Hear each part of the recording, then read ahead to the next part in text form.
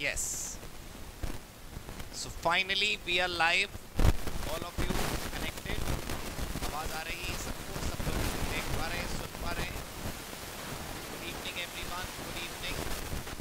बच्चे बात कर रहे हैं भाई कैसी चल रही है आप लोग की प्रिपरेशन. सबकी प्रिपरेशन अच्छी चल रही होगी, हम ऐसा उम्मीद करते हैं. और आपकी प्रिपरेशन में 4 नहीं 14 चांद हम लगवा सकते हैं. आप सब लोग हमारे साथ बने रहिए. आप सब लोग COC एजुकेशन के साथ बने रहिए. जो भी हम लोग पढ़ेंगे वो साथ में पढ़ते रहिए. सब सही. All of you ready? Voice issue?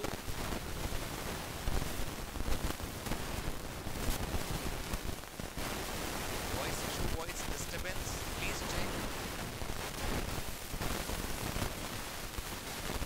आपको आवाज आ रही है?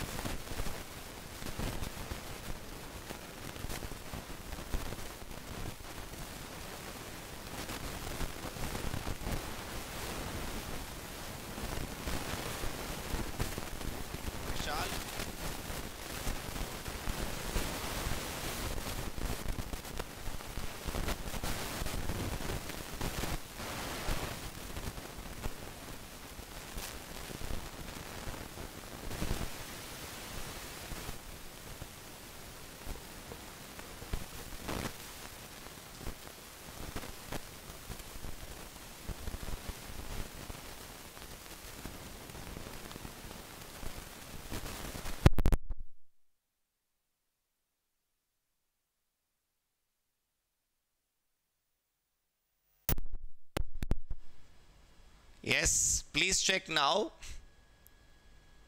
अभी आपको आवाज आ रही है? Is the voice clear now?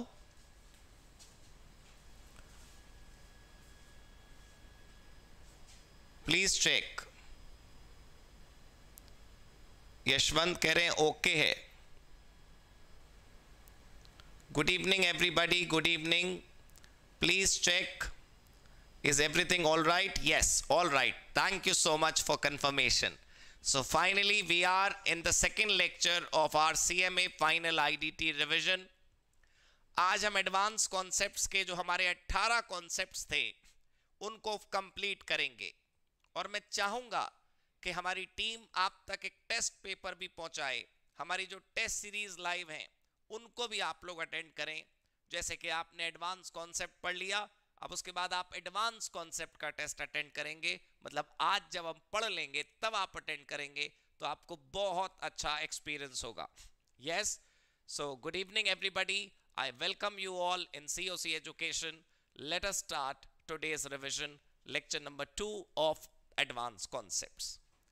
ये जो तस्वीरें आप पीछे देख रहे हैं ये अगले अटेम्प्ट में आपकी ही होंगी, राइट? थोड़ा सा अच्छा सा तैयारी करेंगे तो बस ये सब कुछ हमको आसानी से प्राप्त हो जाएगा. बस मेहनत लगातार करनी है, बाकी एवरीथिंग इज ऑल राइट. ठीक है, चलो. तो ये सब कुछ हम पढ़ चुके थे तो आपको याद होगा. All of these things have been done. Heading number 3, 4, 5, 6, 7, 8, 9, 10. All right. So today we'll be doing cognizable or non-cognizable offense. तो cognizable, बच्चा कह रहे हैं वॉइस कम आ रही है. अगर आ रही है तो चलो क्लास चालू रखते हैं, और अगर ज्यादा ही लो आ रही है तो थोड़ा उसको रिपेयर में लेके जाते हैं. सब लोग आराम से चेक कर लें. I would request the team also to check it and fix it if it is very low. हाँ जी, तो देखो ध्यान से समझना है. यहां पर कॉग्निजेबल और नॉन कॉग्निजेबल ऑफेंस शब्द का जो मतलब है वो ऐसा नहीं है कि फाइनल आईडीटी में ही है. कॉग्निजेबल और नॉन कॉग्निजेबल शब्द जो है वो फाइनल की आईडीटी हो, फाइनल का लॉ हो, सब जगह है. कॉग्निजेबल का मतलब होता है कंसीडरेबल. कंसीडरेबल, कंसीडरेबल का मतलब है जिसको कंसीडर किया जा सके. भाई कोई आदमी पुलिस के पास जाता है और शिकायत करता है तब पुलिस एक्शन लेती है किसी मैटर में।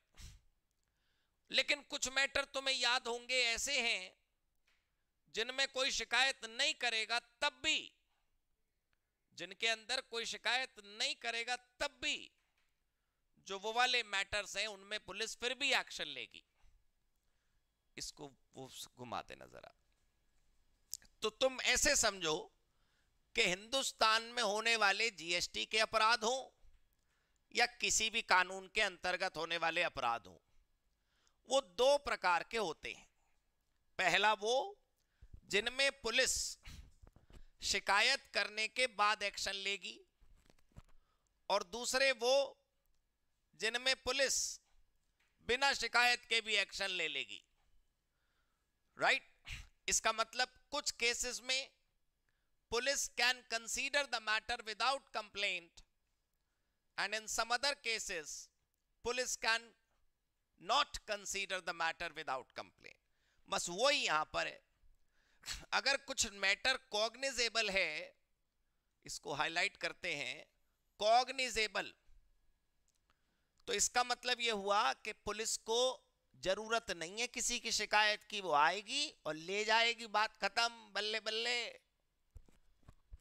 लेकिन जो नॉन कॉग्निजेबल है, इसका मतलब पुलिस ऐसे नहीं आ सकती, शिकायत होगी और उसके बाद एक्शन होगा। ठीक है? तो ये मतलब तुम्हें पता होना चाहिए। डॉली जी पूछ रही है क्लास कब हुई? हाँ, अभी अभी शुरू हुई, बस कॉग्निजेबल और नॉन कॉग्निजेबल का मतलब बताया है। अब ये जरा दूसरा एक शब्द मैं तुम्हें बताना चाहता हूं, बेलेबल और नॉन बेलेबल किसे कहते हैं। अब देखकर तुम्हें ऐसा लग रहा होगा कि बेलेबल में तो बेल हो जाती है और नॉन बेलेबल में बेल नहीं होती। ऐसा कुछ नहीं है दोस्तों, बेल दोनों में हो जाती है, जमानत दोनों में प्राप्त हो सकती है। ऐसा कुछ नहीं है कि साहब बेलेबल में तो जमानत पक्का होगी और नॉन बेलेबल में जमानत हो ही नहीं सकती। नहीं, जमानत दोनों में होती है, बेल दोनों में मिल जाती है, आरोपी दोनों में छूट सकता है, सिक्योरिटी डिपॉजिट मतलब जमानत पर। लेकिन फर्क क्या है कि यदि आपने जो अपराध कर दिया, आपने छोड़ो, मतलब किसी ने कोई अपराध यदि कर दिया और ऐसा अपराध करा दोस्तों जो बेलेबल नेचर का है, उसमें आपको कोर्ट का ऑर्डर लाने की आवश्यकता नहीं है। बेल बॉन्ड होता है एक, वो भरना है और जमानत हो जाएगी। मतलब as a matter of right, as a matter of right, मतलब हमारा अधिकार है बेल प्राप्त करना, हमारा अधिकार है जमानत मांगना, और हमें किसी अधिकारी से जाके अप्रूवल नहीं लाना पड़ता कि हमें रात को 2 बजे कचहरी का दरवाजा खटखटाना पड़ेगा और फिर हम बोलेंगे जज साहब दुहाई हो। नहीं, हमें बेल बॉन्ड भरना है और बस जमानत मिल जानी है बेलेबल में। और नॉन बेलेबल में पहले अदालत में सुनवाई होगी, जज साहब जजमेंट देंगे और फिर जाके अदालत में बेल मिली मिली मिली, ना मिली ना मिली, we are not sure for it. तो दोस्तों बड़ी बात यह है, तुम फाइनल में हो, तुम ये बात समझ रहे होगे कि जो बेलेबल अपराध हैं वो कम गहरे होंगे और जो नॉन बेलेबल हैं वो ज़्यादा गहराई वाले होंगे ना। कुछ बड़ी गलती हुई होगी जो अपराध नॉन बेलेबल है और छोटी गलती हुई होगी जो अपराध बेलेबल है। मेरे पास उसकी एक टेबल है, ये टेबल मैंने आप लोग को दे रखी है, आप आराम से टेबल पर ध्यान दीजिए। इस टेबल को जब तुम देखोगे तो तुम्हें इस टेबल के अंदर ये बातें दिखेंगी। इस टेबल में तुम देखो, एक तो सबसे पहले ये सेक्शन का नंबर है अगर तुम्हें पसंद हो तो, उसके बाद है टैक्स अमाउंट इन्वॉल्व्ड, यहां पर टैक्स अमाउंट इन्वॉल्व्ड की लिस्ट है। 500 लाख रुपए से ज्यादा का हो तो क्या होगा, 500 लाख रुपए से नीचे और 200 लाख रुपए से ऊपर हो तो क्या होगा, 100 लाख से 200 लाख के बीच में क्या होगा, और कुछ स्पेसिफाइड अपराध हैं एफ, जी और जे ऑफ सेक्शन 132(1), इनका क्या होगा। वैसे तो मैं आपको बताऊं, अब आपका दिल कर रहा होगा ये चौथा वाला डब्बा समझने का कि सेक्शन 132 के एफ, जी और जे में क्या लिखा है। इतनी गहराई में जाने की जरूरत नहीं है अगर आप 60 नंबर या उससे ज्यादा लाना चाहते हैं तो, ज्ञान की तो कोई लिमिट नहीं। लेकिन आप समरी रिवीजन में इतना समझ सकते हैं कि मॉनेटरी लिमिट्स आपके लिए ज्यादा इंपॉर्टेंट है। 500 लाख रुपए से ऊपर वाले में जिसमें 5 साल तक की जेल है, वहां पर देखिए कॉग्निजेबल लिखा है और नॉन बेलेबल लिखा है, बाकी सब नॉन कॉग्निजेबल और बेलेबल है। तो ये क्यों याद कर रहे हो कि लंबी लिस्ट किसकी है? तुम ये याद करो ना कि छोटी लिस्ट किसकी है। कोई क्वेश्चन नया सा दिख गया, अजनबी सा दिख गया, तो उसका आंसर पी जाएंगे, याद कर लेंगे, और क्या है। मैं कोई गलत शिक्षा तुमको नहीं दे रहा, लेकिन मैं एक बात बता रहा हूं भाई, ये 4 लाइनों की टेबल है ना, इसमें 4 रो है ना, 4 रो में से तुम देख लो, एक रो ऐसी है जिसके अंदर लिखा है कॉग्निजेबल, मतलब बिना शिकायत के भी डिपार्टमेंट एक्शन ले सकता है, मतलब इसमें bail as a matter of right नहीं हो सकती। तो तुम एक बात समझो, ये एक याद कर लो ना बस, बाकी याद करने की क्या जरूरत है। 500 लाख मतलब 5 करोड़ रुपए, जिसमें कि 5 साल तक की जेल हो सकती है, वो ज्यादा बड़ा मामला है। बाकी सब मामले छोटे छोटे हैं। बात खत्म हो गई, नमस्ते, आगे बढ़ जाओ भाई। अभी 11वां टॉपिक ही चल रहा है, लेकिन मैं एक टेबल समझा रहा था आपको, क्लियर हो गई बात। अब आगे सुनो, सेकेंड एंड सब्सिक्वेंट ऑफेंस क्या होता है। ये जो ऊपर 4 अपराधों की लिस्ट थी ना, तुम्हें चैन नहीं आया, तुमने एक बार तो ये कांड कर दिए, अब तुम दोबारा भी यही करने के लिए आ गए। भाई एक बार कर लिया था तो थोड़ा ठंड रखते, थोड़ी शांति रखते, तुम्हें क्या जरूरत थी दोबारा ये काम करने की। कह रहे जी नहीं हम तो दोबारा यही काम करेंगे। भाई कर लिया तो कर लिया, आप क्या कर सकते हैं। ये जो पहला वाला था ना, ये तो बड़ा था, चलो सही है, बाकी 3 तो छोटे थे भाई, लेकिन वो 3 भी दोबारा कर लोगे तो उनको भी तो बड़ा ही मान लेगी अदालत। ये लिखा है अगले हेडिंग में, where any person convicted of an offence, ठीक, इज अगेन कन्विक्टेड, जो अपराध करा है तुम्हारी आदत में आ गया है, तुमने दोबारा कर दिया वही कांड, तो क्या होगा, इंप्रिजनमेंट होगी 5 साल तक की, और फाइन तो जो होगा वो होगा। इसका मतलब ये है, तुम ये याद कर लो कि अगर तुमने एक ही अपराध को 2 बार कर दिया तो 5 साल तक की जेल आपको हो सकती है फॉर एवरी सब्सिक्वेंट ऑफेंस। याद हो गई बात? सब लोग फटाफट फटाफट बताएं, समझ आ गई कि नहीं, मैं क्वेश्चन कराऊं। ऑफेंस और पेनल्टी एक ऐसा चैप्टर है, बच्चे अननेसेसरी उसे छोड़ के जाते हैं, घबराते हैं, लेकिन तुम्हें नहीं घबराना है, तुम मेरे कमरे में हो, फटाफट यस टाइप कर दो और बस उसके बाद आगे सवाल की तरफ बढ़ते हैं। देखो मैंने क्या कहा कि जो ऊपर टेबल है ना, मान लो कोई क्वेश्चन ऐसा है जो इस टेबल से बाहर आ जाएगा, और अभी मेरे सामने तुम्हें करवा के दिखा रहा हूं, तो तुम याद कर लेना भाई कि ये क्वेश्चन होता है तो ये आंसर है, बढ़िया से नंबर आ जाएंगे, है ना। अच्छा रिवीजन करो, डिटेल में कभी मौका मिलेगा तो पढ़ लेना, बाकी मेन बैच में हम पूरा डिटेल कराते हैं, लेकिन इस समय कोई आवश्यकता नहीं ना इतने की। सवाल सुनो भाई ध्यान से, discuss the prosecution, arrest and bail implications if any in respect of the following cases pertaining to the period नवंबर 2017। नवंबर 2017 में ये कांड कर दिए होंगे हमने, और अब नवंबर 2017 में हमने क्या क्या कर दिया उसकी जानकारी यहां पर लिखी हुई है।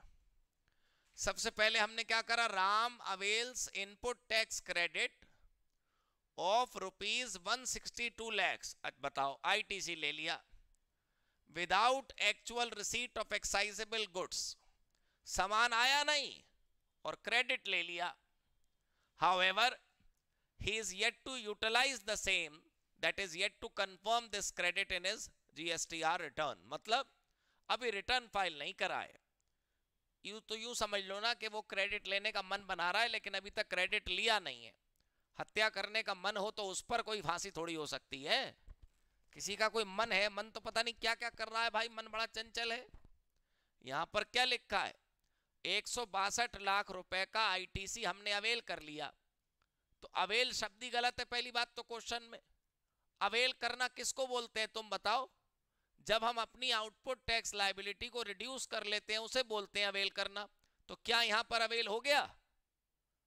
तो जब अवेल ही नहीं हुआ, yet to file GST return है, तो तुम बताओ, फटाफट टाइप करके बताना, पेनल्टी लगेगी कि नहीं लगेगी, ये बताओ। देखो तुम ना थोड़ा साथ में बने रहा करो, ऐसे तुम अलग वहां बैठे होते हो दुनिया में, मैं अलग दुनिया में बैठा होता हूं, कैसे चलेगा। आज अपने को एडवांस कंसेप्ट 18 कॉन्सेप्ट पूरे करने हैं।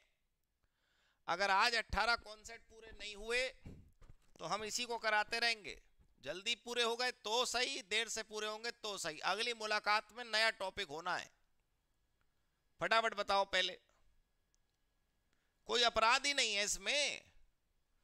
अब देखो बाकी देखते हैं। रहीम ने क्या करा, wilfully evades payment of tax of ₹275 lakh. अब और इससे खुल के क्या लिखेगा सवाल लिखने वाला भाई। Yes, very nice, correct answer. Rahim ने 275 लाख रुपए की टैक्स चोरी करी जानबूझ के, विलफुली, तो पेनल्टी लगेगी, लगा देंगे भी स्लैब देख के। फिर उसके बाद Robert fails to supply information. बताओ, आपने अभी पढ़ा नहीं है आज, लेकिन मैं आपको बता दूं कि यह ज्यादा बड़ा अपराध है। रॉबर्ट ने क्या करा, fails to supply information sought by central tax officer, the amount of GST involved is ₹8 lakh. अब यहां पर मामला है केवल 8 लाख का, तो आपको लगेगा यार 8 लाख का मामला है, इसमें तो क्या फाइन लगेगा हमारे ऊपर। अरे मुद्दा ये नहीं है 8 लाख का फाइन है, यह मुद्दा ये नहीं है कि 8 लाख का मामला है। मुद्दा यह है कि तुम सरकारी अधिकारी के प्रश्नों का उत्तर नहीं दोगे तो पेनल्टी लगेगी कि नहीं लगेगी। बिल्कुल लगेगी भाई, बल्कि ज्यादा लगनी चाहिए। सर ऊपर वाली टेबल में तो ये नहीं था, वो तो मैं पहले ही तुम्हें डिस्क्लेमर दे चुका ना, कोई बात नहीं दिखेगी तो वहीं के वहीं याद कर लेंगे। ये वाला जो मैटर है ना 8 लाख रुपए वाला, तुम 8 लाख रुपए देख के इमोशनल मत हो जाना। तुम ये बात पी जाओ, सरकारी अधिकारी के प्रश्न का उत्तर ना देने से बड़ा कोई जीवन में पाप नहीं होता। ठीक है, आगे पढ़े। लक्ष्मण ने क्या करा भाई, 585 रुपए कलेक्ट, तो 585 लाख रुपए कलेक्ट कर लिए as tax from its client, but deposits only ₹25 lakh with the central government. ये और आए स्पेशल 585 लाख रुपीस कस्टमर से ले लिए और भाई साहब 25 लाख रुपए जमा करे केवल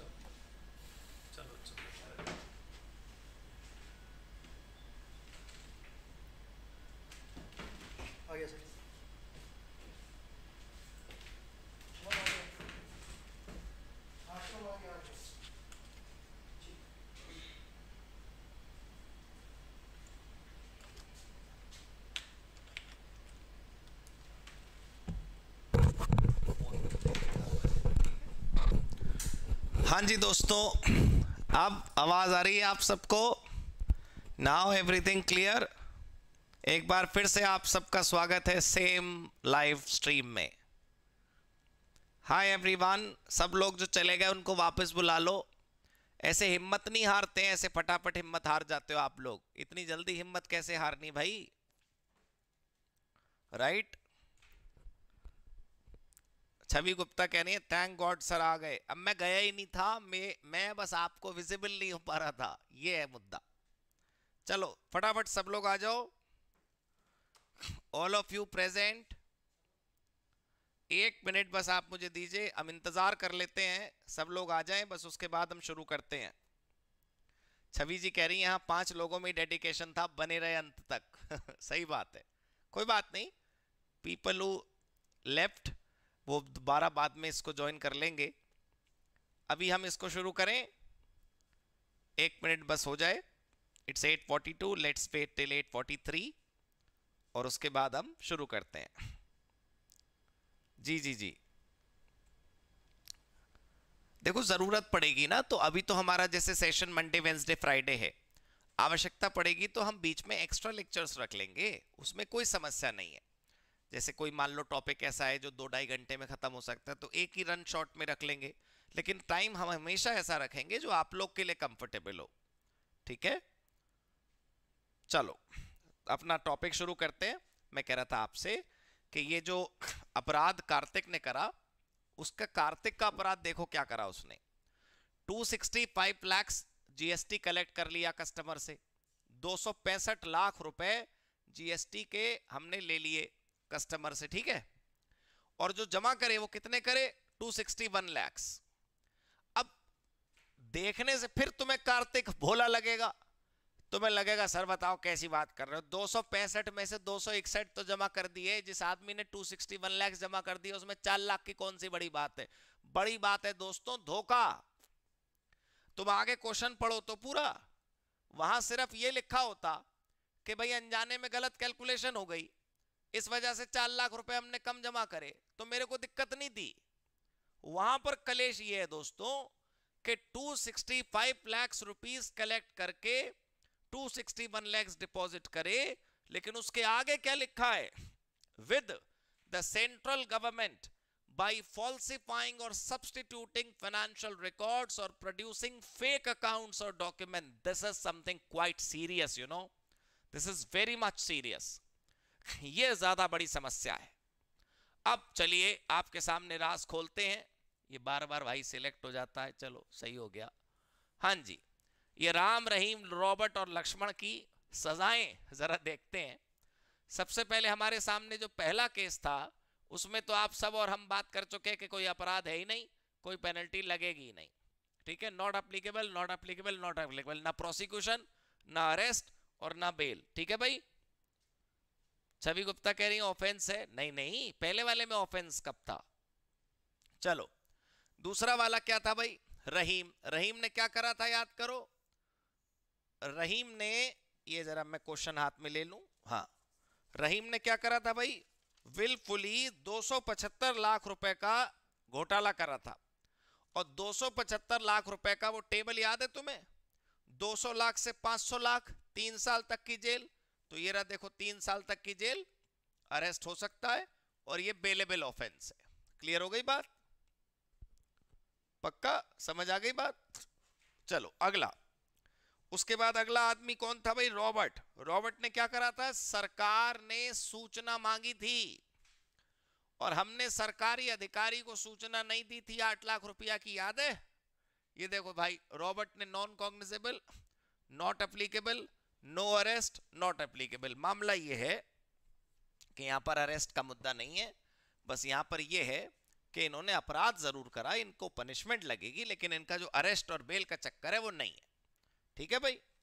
चलो अगला, अब भाई आते हैं लक्ष्मण भैया। लक्ष्मण ने क्या करा था याद है कुछ? 585 लाख रुपीस का था मुद्दा, और जमा करे लड़के ने 25 लाख, केवल 560 लाख खा गया। अब बताओ इसमें क्या होगा? 5 साल तक की जेल, अरेस्ट और नॉन बेलेबल, ठीक है ना? क्लियर हो गई बात? इसमें तो कोई परेशानी नहीं। और वो आखिरी आदमी कौन था? कार्तिक। कार्तिक ने क्या करा था? 265 लाख रुपए जो है वो कस्टमर से ले लिए और 261 लाख रुपए सरकार को जमा करे, और 4 लाख रुपए का मुद्दा जो था वो ये था कि झूठे डॉक्यूमेंट और झूठे कागज दिखा के यहां पर कर दिया। अब तुम यहां ध्यान से देखो, अरेस्ट कैन बी ऑर्डर्ड यहां पर भी लिखा है। मैं बस दो चीजों पे तुम्हारा ध्यान आकर्षित करना चाहता हूं। एक तो ये कार्तिक वाला केस, और एक ये कार्तिक के साथ साथ था ये वाला रॉबर्ट वाला केस। रॉबर्ट वाले में जरा बताना तुम लोग चैट में कि कितने रुपए का मुद्दा था? 8 लाख का। कितने रुपए का मैटर था भाई? 8 लाख का।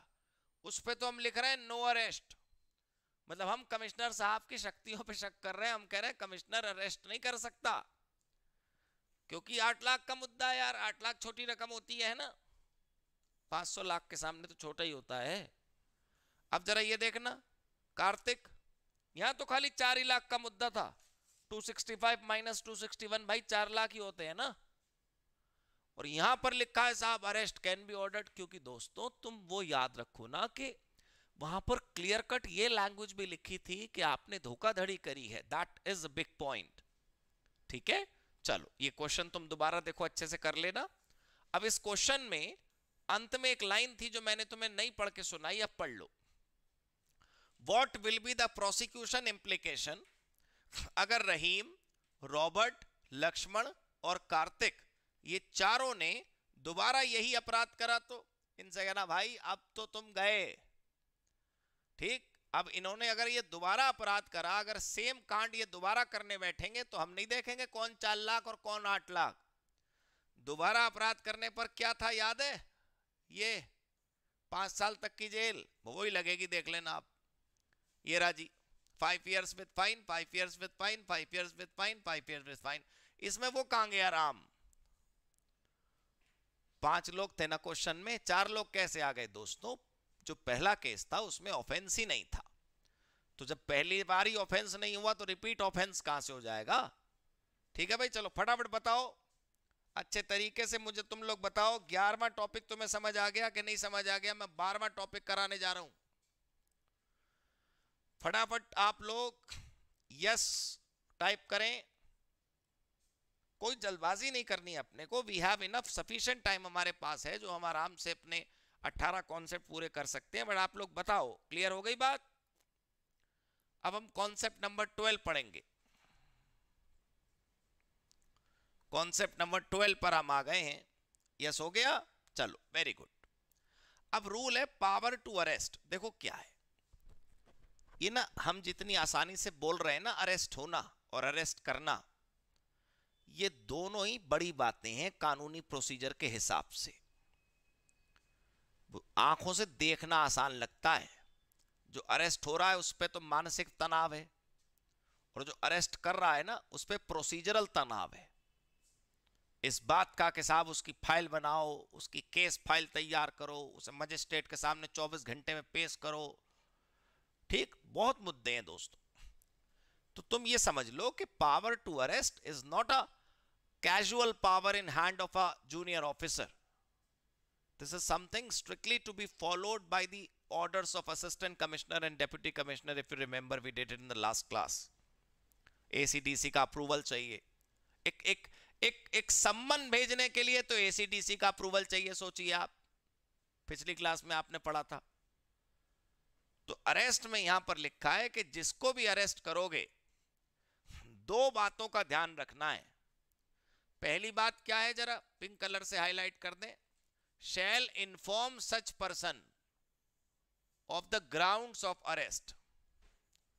और ग्राउंड्स ऑफ अरेस्ट ऐसे नहीं होता है कि वो आपने टैक्स की चोरी करी है, चलो चलो चलो अंदर। बाकायदा मेमोरेंडम ऑफ अरेस्ट बनता है, उस पर लिखा जाता है कि धारा संख्या इतने में, उपधारा संख्या इतना, to put that in English, section number, sub section number, clause number, sub clause number, offence, amount involve, everything like that, वो लिखकर बताया जाएगा। और दूसरा, जो भी व्यक्ति गिरफ्तार होगा वो 24 घंटे में मजिस्ट्रेट के सामने पेश होना कंपलसरी है। और ये एक छोटी सी बात है, मैं तुम्हें बता देता हूं, वैसे तो तुम जानकार लोग हो, तुम्हें पता है सब कुछ, कि ये जो 24 घंटे हैं, इसमें ट्रांसपोर्ट का टाइम इंक्लूडेड नहीं होता है। अब मान लीजिए किसी आदमी को हमने तमिलनाडु में पकड़ा और मामला दिल्ली का है, तो पता चला दिल्ली से तमिलनाडु और तमिलनाडु से दिल्ली आने जाने में ही कुछ 1000 किलोमीटर में कई घंटे चले गए, 24 घंटे में से माइनस कर देना। देखो तुम फाइनल में हो भाई, तुम्हारे सवाल एग्जाम में क्या आएंगे कोई आदमी ऐसे प्रिडिक्ट नहीं कर सकता, कब कौन सा टॉपिक आ जाए। पता चला वो एग्जाम में यही पूछ ले, इतने बजे चले और इतने बजे पहुंचे, और वो जो टैक्स पेयर जो असेसी था वो चिल्लाने लगा 24 घंटे हो गए मुझे क्यों नहीं पेश कर रहे। कहना भाई ठंड रख, रास्ते का टाइम नहीं जोड़ा जाता 24 घंटे में। ठीक है, चलो 11वां टॉपिक पूरा हो गया, 12 टॉपिक। मुझे उम्मीद है कि आपको समझ आ गया होगा। अब देखो सर, मेरी बात समझना ध्यान से कि एक बार के लिए प्लीज मैं तुम्हें लेके जाना चाहता हूं वो पुराने वाले टॉपिक पे। ये वाला जो था ना, ये जो टेबल थी, एक बार प्लीज दोबारा देख लो। मैं इसमें ये तुम्हें दिखाना चाहता हूं कि ये याद रहेगा तुम्हें कि 500 लाख रुपए से ऊपर का झगड़ा हुआ ना, 5 करोड़ से ऊपर का, तब अपराध नॉन बेलेबल है, तब तुम्हारी बेल मिलने में मुश्किल है। ठीक है, पक्का याद रहेगा ये बात। इसी लाइन से जुड़ा हुआ है मेरा अगला कॉन्सेप्ट। ये कॉन्सेप्ट नंबर 13 जो है ना, वो इसी बात से जुड़ा हुआ है कि मान लो किसी आदमी का जो अपराध है वो 500 लाख से कम है, और इसीलिए वो कह रहा है मेरा अपराध तो बेलेबल है। तो तुम यार ये भी तो देखो वो कितनी बार ये बात कर चुका। एक आदमी एक्चुअल, वो क्या कहते हैं उसे, हैबिचुअल ऑफेंडर हो गया, बार बार एक ही अपराध करे जा रहा, बार बार एक ही अपराध, बार बार एक ही अपराध, और कर रहा है छोटे अमाउंट का अपराध। तो उससे कहना भाई अब बेलेबल फेलेबल खत्म, अब तू भी नॉन बेलेबल है। ये बात कॉन्सेप्ट नंबर 13 में लिखी है, मैं जरा आपको दिखाता हूं। अब देखो ये बातें भाई पढ़ के जाओ, ये फाइनल में तुम्हें बहुत काम आएंगी। अब तुम ना मानो तुम्हारी टेंशन, ये देखो फिर घूम गया, इसमें नंबर लिखा था ना ऊपर नीचे हो गया, कोई बात नहीं। चलो यह है कॉन्सेप्ट नंबर 13। क्या है concept number 13? Monetary limit of rupees 500 lakhs is not applicable to prosecute a person in the following 2 cases. 500 lakh रुपए वाला मुद्दा नहीं है। पहला हैबिचुअल ऑफ एवेडर्स के लिए, मतलब हैबिचुअल ऑफेंडर्स के लिए, मतलब जो बार बार रिपीट करते हैं। अब कोई आदमी कह रहा है यार मैं बार बार कहाँ रिपीट करता हूं, 2 ही बार तो करा है। कोई आदमी कह रहा है बार बार क्या करता हूं, 4 ही बार तो करा है। तो हैबिट की तो कोई परिभाषा थोड़ी होती है कि हैबिट क्या है। एक आदमी जो है वो दिन में 4 बार नशा कर रहा है, फिर भी कह रहा है आदत थोड़ी है, ये तो 4 ही बार है। तो हमें पता रहना चाहिए ना हैबिट की डेफिनेशन क्या है। क्या पता तुम्हारे सीएमए फाइनल के एग्जाम में वो यही पूछ ले, हैबिचुअल एवेडर किसे कहते हैं। ये देखो पैराग्राफ क्या है, a tax payer would be treated as habitual evader if it has been involved in, ये रहा काम की बात, in 2 or more cases of confirmed demand। Sir ध्यान से सुनना, देखो प्लीज बात स्लिप नहीं होनी चाहिए। 2 or more cases नहीं, केस का क्या है, केस तो कोई किसी पे भी कर दे गिनती बढ़ाने के लिए।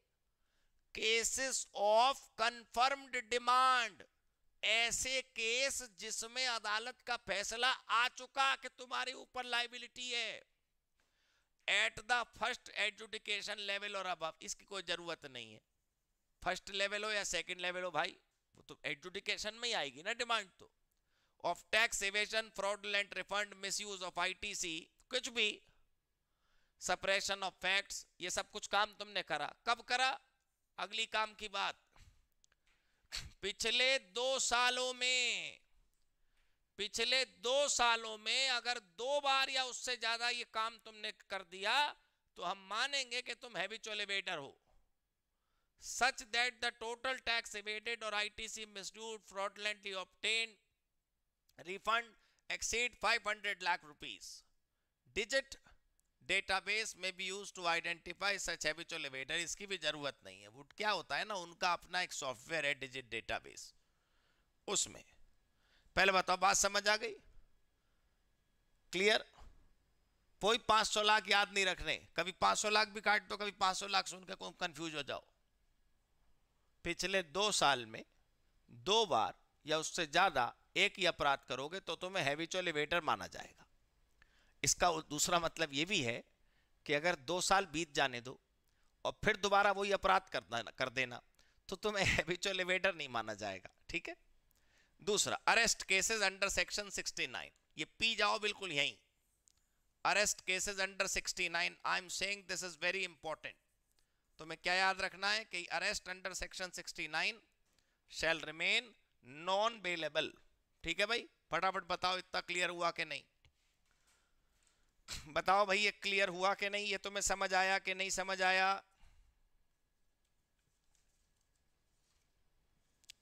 प्लीज बताओ। कॉन्सेप्ट नंबर 14 जो है वो हम कर चुके हैं।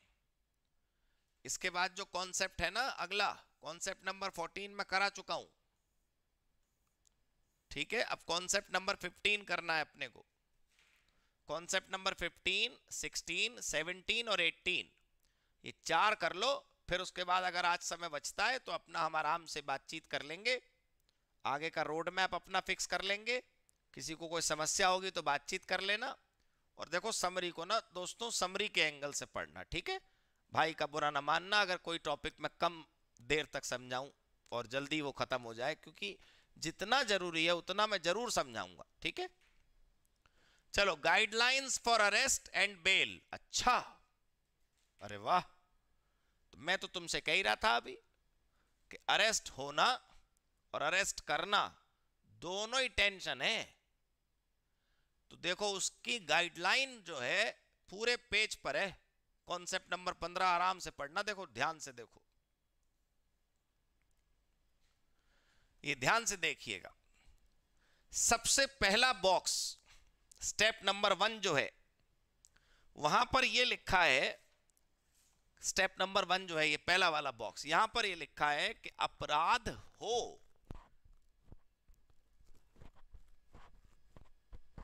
अपराध हो, अपराध हो और वो माइनर नेचर का ना हो, तभी अरेस्ट शुरू होगा। पहले स्टेप में ये लिखा है कि डिफरेंसेस ऑफ ओपिनियन पर अरेस्ट नहीं होता है। कोई पर्टिकुलर चीज है, बहुत पुराना केस है, आप कभी केस लॉ की भी एक क्लास रख लेंगे दोस्तों।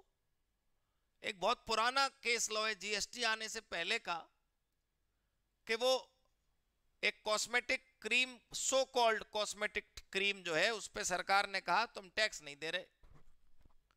प्रोडक्शन पे जो लगता है एक्साइज और सेल पे जो लगता था वैट पहले, वो बोली मैं क्यों दूं भाई, मैं कॉस्मेटिक क्रीम थोड़ी हूं, मैं तो मेडिकामेंट हूं। जैसे फॉर एग्जांपल वीको का केस नहीं है, लेकिन वो वीको क्रीम नहीं आती, वीको टर्मरिक नहीं कॉस्मेटिक, वीको टर्मरिक आयुर्वेदिक क्रीम। वीको वालों ने मुझे पैसे नहीं दिए विज्ञापन करने के। तो मान लो वीको की क्रीम है, सरकार कह रही भाई तू ना वैट दे रही ना एक्साइज ड्यूटी दे रही है, क्या बात है? वो कह रही मैं क्यों दूं, मेरे ऊपर तो एग्जेम्प्ट है, मैं तो दवाई हूं। सरकार करी ओ तू कब से दवाई हो गई, तू कॉस्मेटिक है। वो अदालत में चला गया मुद्दा, दोनों अपना अपना पक्ष रखने लगे। असेसी कह रहा है कि ये तो मतलब टैक्स पेयर कह रहा है, असेसी कह रहा है कि ये तो मेडिकामेंट है। मेडिकामेंट मतलब दवाई का ट्यूब है, ये तो डिपार्टमेंट कह रहा दवाई या कॉस्मेटिक क्रीम है। तो फैसला जो भी हुआ वो केस लो वाले दिन देखेंगे, उसके 2 दिन के लिए राज रहने दीजिए। लेकिन कोई अरेस्ट थोड़ी हो गया।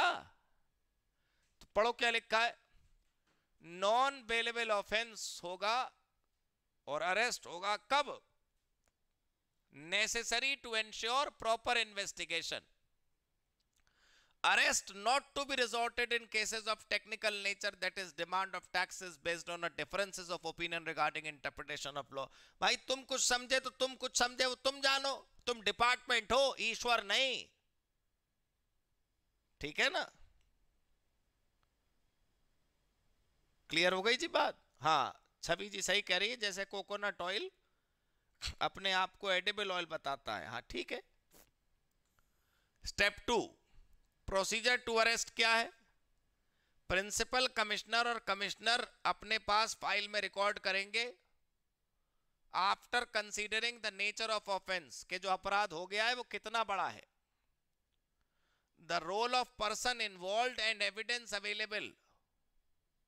ये देख रहे हो तुम, ये क्या होता है evidence available?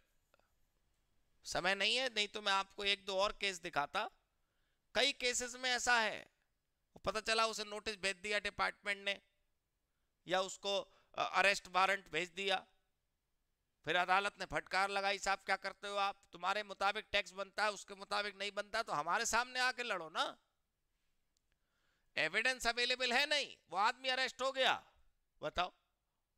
He has reason to believe that the person has committed an offense in section 132 and may authorize an officer of central tax to arrest।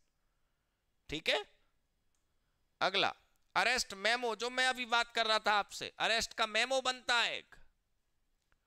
Arrest memo में इंडिकेट होना चाहिए relevant section of GST act, कि कौन से section में ये बात हुई है। And to the arrested person in applicable provision should be struck off. वो ऐसा होता है कि प्री प्रिंटेड थोड़ा सा वो बना लेते हैं ना फॉर्मेट, तो जो जो प्रोविजन लागू नहीं होते कट कट कर देते हैं उसको। In addition, the grounds of arrest must be explained to the arrested person। और ये बात भी अरेस्ट मेमो में लिखी जाएगी कि हमने पढ़कर सुनाया था उसको, और इन्फॉर्म्ड करी जाएगी इमीडिएटली टू अ नॉमिनेटेड और authorised person of the arrested person. ये जरा मुझे कोई समझाए, चलो मत समझाओ, सॉरी समय लगेगा, मैं ही समझा देता हूं। इसमें यह लिखा है कि जब कोई व्यक्ति अरेस्ट होगा तो वो व्यक्ति को हक है ये बताने का कि मेरे अरेस्ट की सूचना उसको भेज दो, और जो अरेस्ट करने आया है वो बताएगा जाके उसको कि हाँ भाई वो अरेस्ट हो गया है। समझे आप? देखो मुझे बार बार ये फील आ रही है कि तुम ये छोड़ के जाओगे, ऐसा करना मत। हाँ, आज ही इसे अच्छे से याद कर डालना।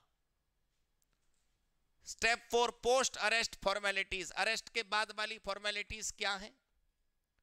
अरेस्ट के बाद वाली फॉर्मेलिटीज हैं, सबसे पहली बात, bound to release a person on bail against a bail bond. अगर वो अपराध बेलेबल है तो बेल कर दो, और अगर जो हमने अरेस्ट करा है वो बेलेबल नहीं है तो फिर हमें बस क्या करना है, 24 घंटे के अंदर मजिस्ट्रेट साहब के सामने उसे पेश करना है, और वहां पर जो भी तय होगा वो देखा जाएगा। रिपोर्ट टू बी सेंट का क्या मतलब है? ये बहुत इंपॉर्टेंट है। आप लोग तो सीएमए में हो, लेकिन कंपनी सेक्रेटरी के प्रोफेशनल के एग्जाम में ये क्वेश्चन आया, बताओ पता नहीं क्यों। तो मैं ये बताना चाह रहा हूं कि आप लोग के जो फ्रेंड इंस्टीट्यूट्स हैं, company secretary and chartered accountancy, they have taken it as an important topic. You please also find it important. Monthly report बनेगी किसकी? सारे लोगों की जो अरेस्ट हुए। अच्छा, अरे in the zone shall be sent by the chief commissioner or principal chief commissioner to the directorate general of GST intelligence नई दिल्ली, और ये अगले महीने की 5 तारीख तक जमा हो जाएगी। देखो आप, मतलब ये जो रूल तुमने हाईलाइट करा, इसमें डिपार्टमेंट को करना है कुछ, अधिकारियों को करना है कुछ, टैक्स पेयर का कोई रोल नहीं है। इसमें बस ये लिखा है कि जैसे जनवरी 2023 का मैटर मान लो, फॉर एग्जांपल, जनवरी छोड़ो यार, अप्रैल चल रही है उसकी बात करते हैं। अप्रैल 2023 में तुम्हारे इलाके में कितने लोग जीएसटी के मामले में गिरफ्तार हुए, उसकी पूरी जानकारी की रिपोर्ट बनकर 5 मई से पहले पहले भेजी जाएगी। भेजेगा कौन? प्रिंसिपल चीफ कमिश्नर और चीफ कमिश्नर। किसको भेजेगा? इंटेलिजेंस को, जीएसटी इंटेलिजेंस को, DG intelligence of GST office. Clear हो गई बात? इसे थोड़ा समझ के रखना। चलो भाई, 15वां टॉपिक हमारा पूरा हुआ। 16वां टॉपिक बताओ भाई, 16वां टॉपिक फटाफट बताओ। क्लियर हुई बात? समझ आया आप सबको? आप प्लीज बताएं। 15वां टॉपिक पूरा हो गया।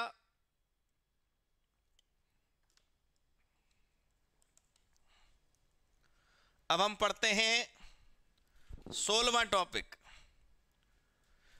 प्लीज बताइए।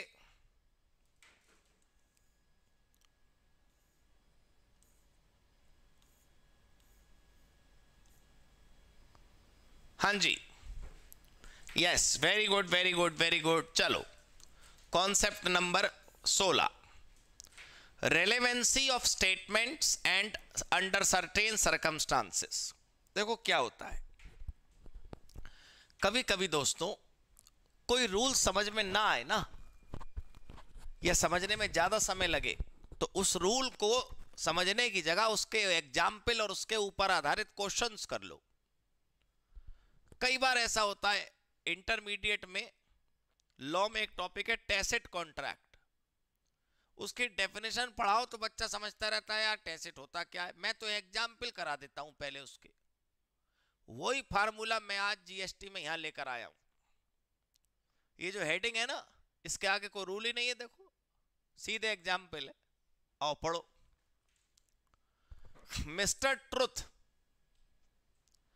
in the statement made and signed by him has stated that the facts of RR Limited has supplied raw material to him without issue of any invoice. ओहो, इसे कहते हैं विसल ब्लोअर। एक आदमी है मिस्टर ट्रुथ, उसका नाम ही है ट्रुथ। वो कह रहा जी मेरा तो नाम ही सच है, मैं झूठ नहीं बोलता। ये जो कंपनी है ना, फलानी कंपनी RRR लिमिटेड, इस RRR लिमिटेड ने मुझे माल भेजा है फ्री ऑफ, वो बिना इनवॉइस के। बताओ, देख लो। Before this statement of truth can be considered to be relevant and admissible in prosecution against RR Limited for the purpose of proving that they have committed an offense. It is necessary that a statement of truth passes the test of being relevant. ये जो relevance है इसी का तो topic है, ये जरा आप ध्यान से देखें। कहने का मतलब क्या है कि एक आदमी आके किसी कंपनी पे आरोप लगा जाए कि भाई इस कंपनी ने उस व्यक्ति को ये सामान बेचा है बिना इनवॉइस के, तो उसे साबित करना पड़ेगा भाई उसकी बात एकदम से ऐसे मानी नहीं जाएगी। ऐसे तो कोई भी आदमी डिफेमेशन कर दे, मानहानि कर दे किसी की भी, है ना। लेकिन तुम ऐसे सोचो कि तुम्हारे सामने कमिश्नर कह रहा भाई ये सारा स्टॉक कहां से आया। तुम तुम्हारे गोडाउन में बैठे थे, जीएसटी की रेट पड़ गई, कमिश्नर कह रहा ये जो 12 पेटियां रखी हैं यार ये कहां से आई। हम कह रहे आई कहीं से, चलो बोलो तो क्या करना है। कमिश्नर कह रहा भाई ये कहां से आई, बिल दिखा इनके।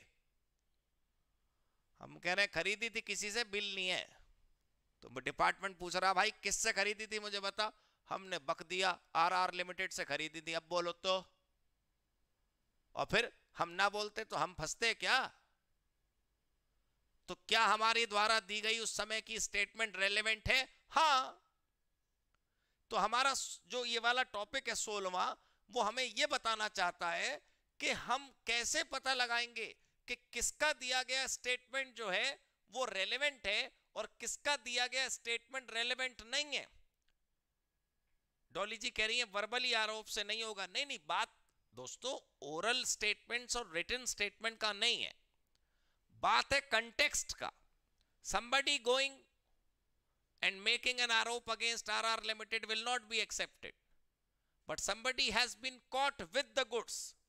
एक आदमी सामान के साथ पकड़ा गया और उसने अपने बयान में बताया कि ये सामान मेरा नहीं है, मैं RR लिमिटेड से लेकर आ रहा हूं, तो उसका बयान जो है अदालत के सामने एडमिसिबल माना जाएगा। तुम्हें इसमें क्या याद रखना है, जो कहानी मैंने अभी सुनवाई एग्जाम्पल में वो याद रखना बस।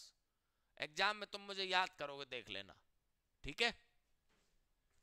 चलो भाई, अब ये जो अगले कुछ एग्जाम्पल हैं ये मेरे हिसाब से टॉपिक नंबर 17 है। इसके बाद सारा टॉपिक 18वां होगा, कंपाउंडिंग।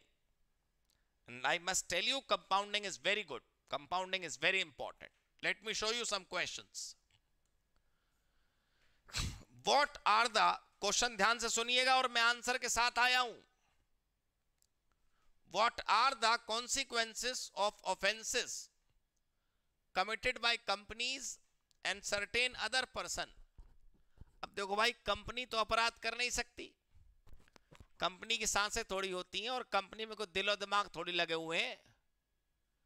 कंपनी कैसे कोई कांड कर लेगी? तो बात क्या है कि पक्का ऐसा होगा कि वो कंपनी ने नहीं करा होगा, कंपनी के अधिकारियों ने करा होगा। तो anybody who has power to control the affairs of the company will be considered guilty. यही लिखा है, देख लो। वॉज इन चार्ज ऑफ और was responsible to the company, बस उसको हम गिरफ्तार कर लेंगे। क्लियर हो गई बात? अगला example number 2, what are the consequences of an offense under CGST Act has been committed by a company and it is proved that offense has been committed with the consent of director, manager, secretary and officers। तो उसमें सोचना ही क्या है, जब ये साबित हो गया कि डायरेक्टर, मैनेजर, सेक्रेटरी और अदर ऑफिसर की मिली भगत से ये काम हुआ है, तो कंपनी अपने करंट अकाउंट से फाइन देगी, वो अलग है, और इन लोगों के ऊपर पर्सनल लायबिलिटी लगेगी, वो अलग है। कॉर्पोरेट व्हील आपने कभी पढ़ा हो तो, officer in default, right. Example number 3, what would be the situation if the person proves that the offense was committed without his knowledge or he had exercised all due diligence to prevent the commission of such offense। एक आदमी कह रहा, भाई मैंने तो पूरा प्रयास करा रोकने का, मैंने देखो इस ऑफिसर को चिट्ठी लिखी, मैंने यहां सरकार को चिट्ठी लिखी, मैंने वहां शिकायत करी, मैं क्या करूं भाई, किसी ने नहीं सुनी। या कोई ये साबित कर दे कि मेरी तो जानकारी में नहीं था, हम तो लंदन गए थे सर्जरी कराने के लिए, हमारे पीछे बताओ यार 2 महीना में कैसा कांड हो गया जज साहब, क्या करें? तो बच जाएंगे आप, तो कोई दिक्कत नहीं होगी आपको। चलो अगला question, example number 4, what are the consequences of offences committed by taxable person being a partnership firm और एलएलपी और एचयूएफ और ट्रस्ट। एक ही बात है भाई, जैसे कंपनी में थी, अरे जैसे कंपनी में डायरेक्टर है, ऑफिसर इन डिफॉल्ट है, वैसी एचयूएफ में करता है, पार्टनरशिप में पार्टनर है, एलएलपी में मैनेजिंग पार्टनर, उसमें क्या टेंशन है भाई? अगर इनके यहां कोई गलती हुई है तो जो इनके अपने अपने रिस्पेक्टिव संभालने वाले होंगे उनको जिम्मेदारी मानेंगे। अगला क्वेश्चन इंपॉर्टेंट है,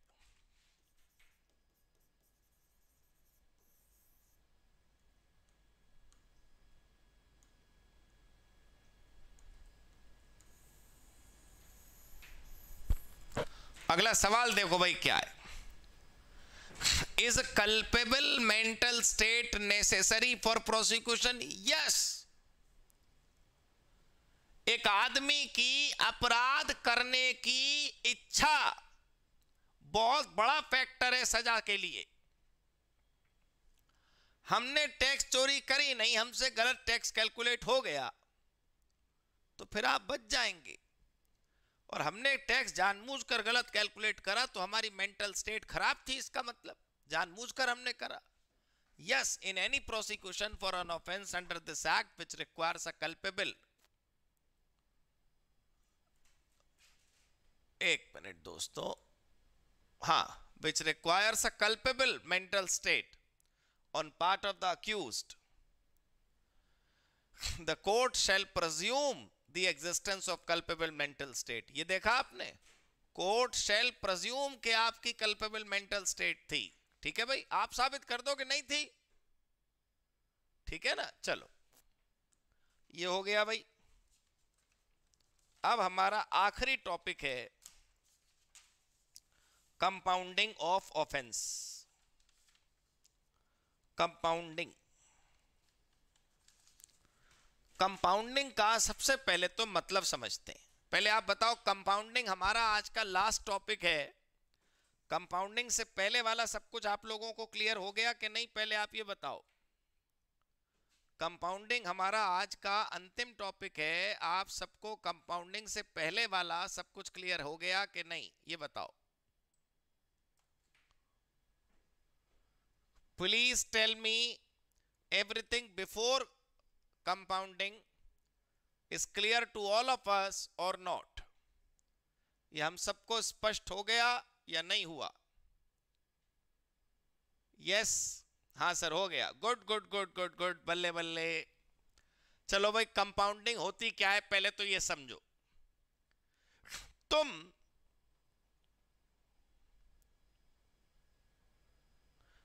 तनुज कह रहे हैं मंडे को 2 टॉपिक स्किप किए थे, वो हो गए, वो भी आज हो गए, दोनों हो गए।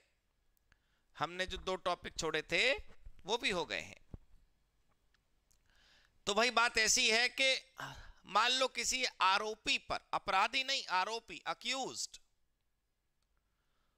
को प्रोसीडिंग्स के लिए बार बार बुलाया जा रहा है, चाहे मजिस्ट्रेट के सामने हो, कमिश्नर एंड ऑफ जीएसटी के सामने हो, प्रिंसिपल कमिश्नर के सामने हो, कभी भी बार बार बुलाया जा रहा। उसने एक दिन जज साहब को पूछा, जज साहब एक बात बताओ, अगली तारीख ये रही अब आ जाना, अगली तारीख ये रही अब आ जाना। ये बार बार तारीख पे तारीख करके कर फायदा क्या है? मेरे से गलती हो गई, लो मैं मान तो रहा हूं, पैसे लो बात निपटाओ। पैसे मतलब रिश्वत नहीं, पैसे मतलब फीस, फाइन, पेनल्टी। वो कह रहे हैं भाई जो लग रहा है ले लो, क्या करें यार, बार बार क्यों बुलाते हो?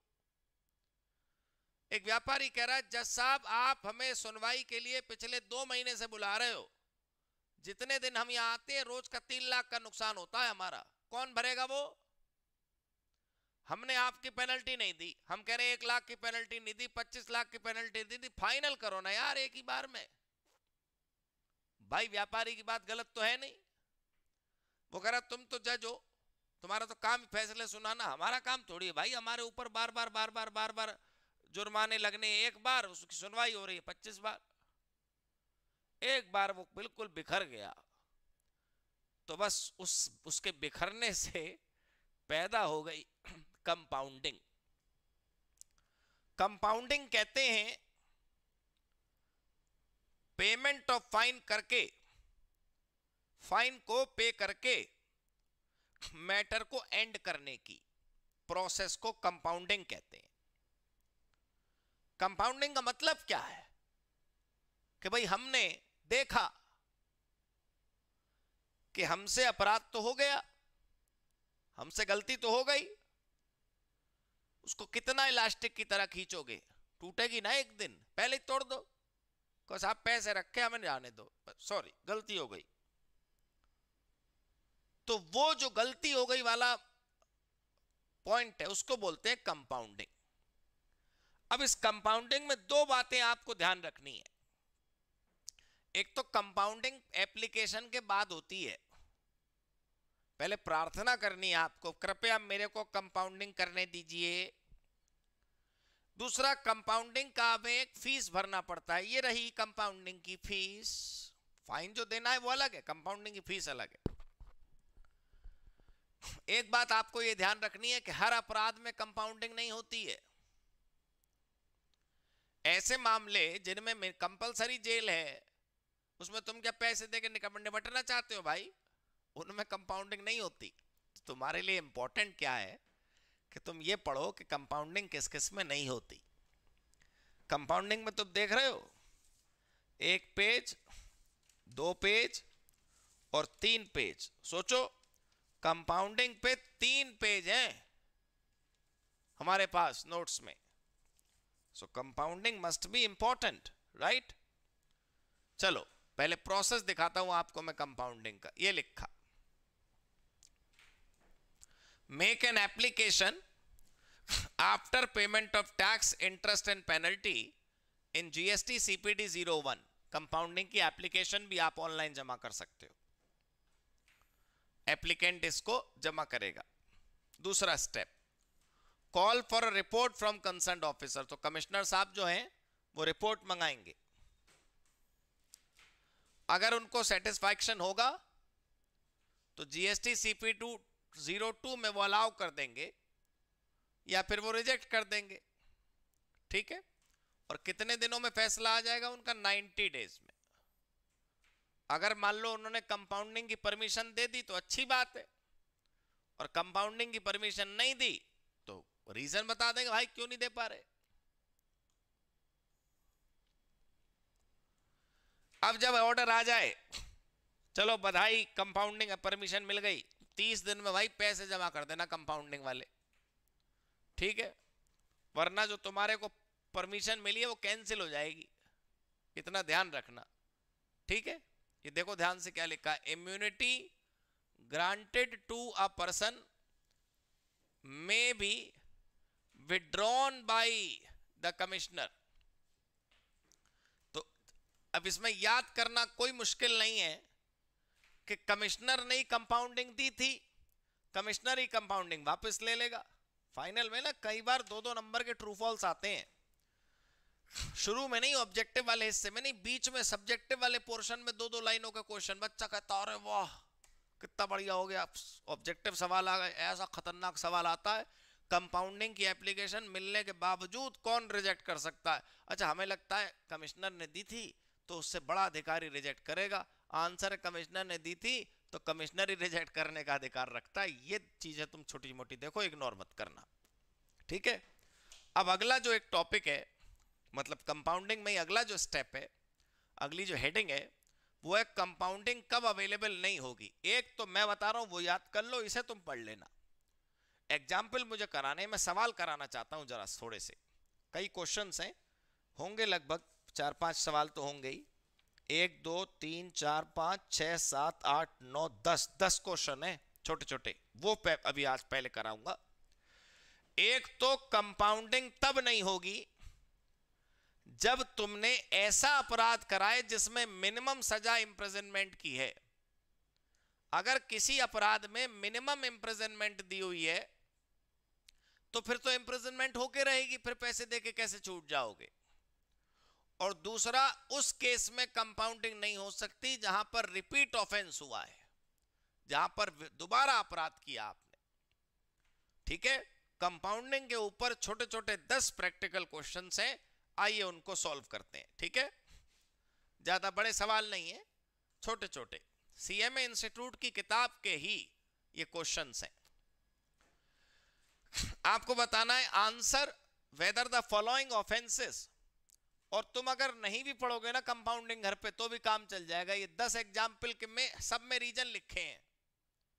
अगर कंपाउंडिंग हो सकती है तो क्यों हो सकती है, नहीं हो सकती तो क्यों नहीं हो सकती। 10 सवाल सुन लो, कंपाउंडिंग का चप्पा चप्पा समझ आ जाएगा तुम्हें। तुम्हें प्रसन्न होना चाहिए कि आज तुम एडवांस कॉन्सेप्ट्स की समाप्ति कर रहे हो। ये वो बातें हैं जो सामान्य रूप से लोग छोड़कर जाते हैं। वो असेसमेंट, सर्च और सीजर तो चलो बच्चा अपने सेंस से भी लिख सकता है। इधर देखो भाई, सवाल सुनेंगे। X private limited is making taxable supply and not issuing tax invoice with the intention to evade tax। बताओ, टैक्सेबल सेल कर दी लेकिन बिल जारी नहीं करा तो कंपाउंडिंग हो जाएगी, यस, ठीक है। कोई ऐसा अपराध नहीं करा जिसमें मिनिमम जेल हो। X firm issued tax invoice to few customers without actually making supply in order to give input tax benefit to customer. देखो यहां पर भी वही हुआ, पिछले वाले में क्या था कि माल गया बिल नहीं गया, इस बार बिल गया माल नहीं गया, कंपाउंडिंग हो जाएगी, yes. Customer availed ITC credit और claimed refund with the above set invoice issued by X. उन लोगों ने वो ले लिया, क्या कहते हैं भाई, क्रेडिट ले लिया, तो उनके पास उन्होंने भी गलती करी, बिना माल के क्रेडिट कैसे ले रहे हो, कंपाउंडिंग हो जाएगी। लेकिन अगर यही काम 2 बार करोगे, देखो committed offence for second time, तो नहीं होगी। हमें तो नो वाला याद करना है, कब कब नहीं होगी।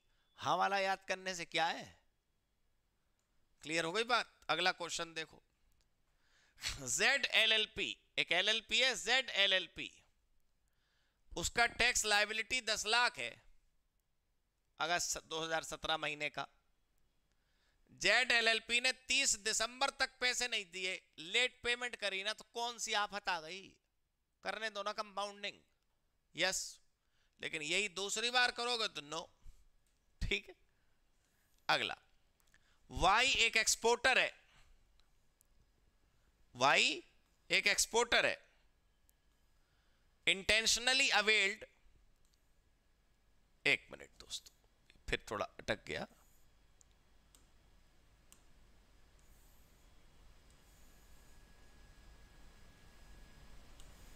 अभी बस सही हो जाएगा। हाँ, वाई एक एक्सपोर्टर है जी, क्या करा उसने, इंटेंशनली अवेल्ड एक्सेस रिफंड, जानबूझ के आईटीसी ज्यादा ले लिया, तो मिनिमम जेल है क्या उसमें? यस, ऑफेंस मतलब कंपाउंडिंग हो जाएगी, दूसरी बार करोगे तो नहीं होगी। एफ एक डीलर है, उसने जानबूझ के गलत जानकारी दी अपने जीएसटी रिटर्न में ताकि टैक्स कम बने, तो पहली बार में कंपाउंडिंग हो जाएगी, दूसरी बार में नहीं होगी। फिर उसके बाद टी लिमिटेड केमिकल बनाती है, अब देखना आप बड़ा बड़ा लिखा है नॉट कंपाउंडेबल, तुम्हें सीएमए फाइनल आईडीटी की कसम ध्यान से देखना। देखो अब तक तो जिनमें कंपाउंडिंग हो रही थी उसमें मेरा भी दिल नहीं लग रहा था ज्यादा समझाने में, अरे जिसमें कंपाउंडिंग हो गई उसमें क्या निराली बात है, ये पढ़ो। टी लिमिटेड मैन्युफैक्चरर है केमिकल का, has not allowed an officer to allow the business premises wherein it is the duty of the officer to visit the premises, मतलब वो अधिकारी आए उसके प्रोमाइसेस में जाने के लिए, वो कह रहा खबरदार अंदर घुसे तो, अब अधिकारी कह रहा तो देखिए अदालत में क्या होगा। और दूसरा रिश्वत देने का प्रयास कर रहा है, also given money to officer, अब तुम याद कर लो अधिकारी को फैक्ट्री में अंदर नहीं घुसने दिया, कंपाउंडिंग वो नहीं होने देगा, देखना तुम। अधिकारी को कह रहा पैसे ले ले, नॉट टू इन्वेस्टिगेट कंपनी, हमारी कंपनी को इन्वेस्टिगेट मत करियो भाई तुम, ये क्या बात हुई यार। अगला देखो, एबीसी लिमिटेड हैव टेम्पर्ड और डिस्ट्रॉयड मटेरियल एविडेंस, सबूत मिटाने का प्रयास करते हो तुम और पैसे देके छूटना चाहते हो, जन्म जन्मांतरों तक तुम्हें अंदर रखेंगे, ये देखो नॉट कंपाउंडेबल। ठीक है, जानबूझ के तुमने इंफॉर्मेशन गलत दी, अधिकारी को मिसलीड करा, नॉट कंपाउंडेबल। चलो अगला देखो, mister a being a GTA goods transport agency knowingly transported drugs और गुड्स विदाउट प्रॉपर इनवॉइस, बिना बिल के माल इधर से उधर गया। अगर 50 लाख है तो क्या होगा, 150 लाख है तो क्या होगा। अरे भाई 50 लाख है तो क्या मतलब, 150 लाख है तो क्या मतलब, कंपाउंडिंग तो हो ही जाएगी, और पहली बार में हो जाएगी, दूसरी बार में नहीं होगी। ठीक है, अमाउंट से कोई मतलब थोड़ी है। मिस्टर बी ने एक ऐसा अपराध करा for which court has convicted him, अब यदि कोर्ट ने कन्विक्ट कर दिया है तो बस अब कंपाउंडिंग नहीं हो सकती। जिसका कन्विक्शन हो गया इसका मतलब यह है ना कि उसको तो पैसे मतलब क्या कहते हैं, उसके ऊपर तो सजा चढ़ चुकी, जिसके खिलाफ फैसला आ चुका कि साहब उसे गिरफ्तार होना पड़ेगा तो उसे तो होना ही पड़ेगा, अब वो कैसे बच जाएगा। ठीक है, एक बार ये वाला क्वेश्चन रह गया, ये और सुन लो, are there any monetary limits prescribed for compounding. हाँ, अरे वो एक्चुअली ऐसा है कि मैंने तुम्हें बताया ना कि कंपाउंडिंग करने के लिए पैसे लगते हैं, और तुमने ऊपर भी देखा था कि कंपाउंडिंग की जब हमने एप्लीकेशन दी थी तो 30 दिन के अंदर पैसे जमा करने थे ना, कंपाउंडिंग का ऑर्डर आ जाता है 90 दिन में, तो जिस दिन ऑर्डर आ गया उसके 30 दिन के अंदर तुम्हें पैसे दे के अपने मामले को क्लियर करवा लेना है। तो जो पैसे जमा करने पड़ते हैं वो कितने जमा करने पड़ते हैं, उसकी लिमिट है।